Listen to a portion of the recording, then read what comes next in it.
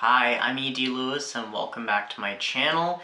And this is part 5 of a series that I had thought was pretty much concluded, though I figured, there was always a chance to return to it. It's part 5 of my Phantom of the Opera review series.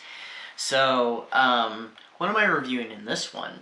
It is a book I just recently read for Old School April, which is currently going on, and it is a Goosebumps book.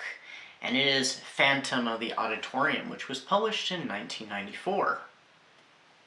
Now, I think this is like number 20-something in the series. I'm not entirely certain.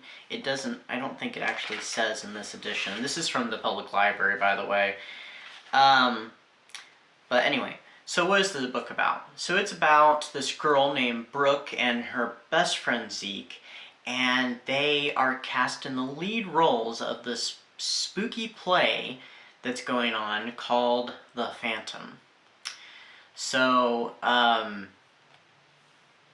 they start their rehearsals, their read-through, and they learn that the play is cursed, and that it was going to be performed when the school was new, and it was going to be the very first production of that the school had back around 70-some years prior. Well, it never got performed because the boy who was cast in the lead role of the Phantom disappeared, and nobody knew what happened to him.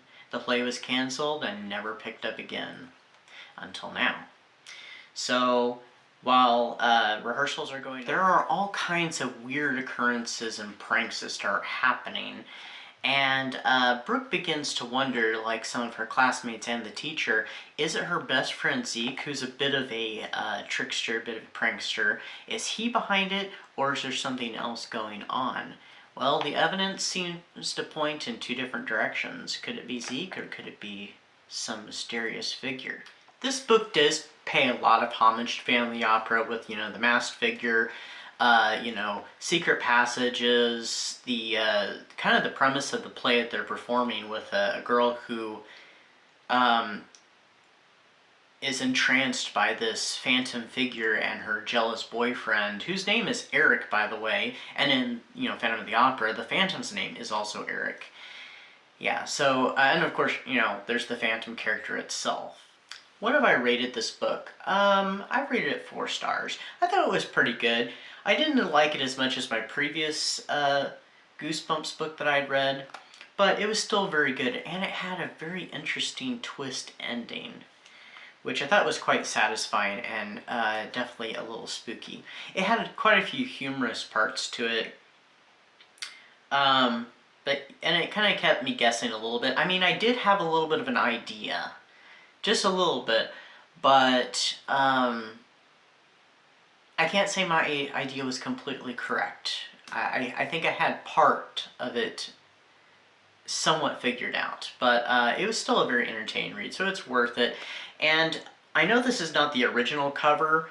I've seen what the original cover looks like. I can recall seeing it actually in my elementary schools when, because I went to more than one elementary school actually.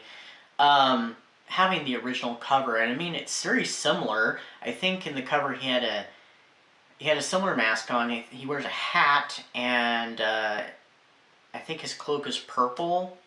Of course, this has been updated because this is the 2011 edition. I am assuming they didn't update anything in it, but I wouldn't know personally. I will say this picture is a little deceptive because the Phantom does not look like this. This is, definitely paying even more homage to the Phantom of the Opera. So, anyway. So that is my review. I hope you enjoyed it, and I hope you're taking part in Old School April or enjoying the videos that are coming forth from it. And, yeah, that's what I got for you. So, I am planning to have at least another episode of this series, but I'm not sure when it will materialize. I already know what it's going to be on, and I've already read the material for that, so I will film that when I get a chance, and I will get it posted at some point. So anyway, stay safe, stay spooky, and happy Old School April, everybody. Until next time, bye-bye.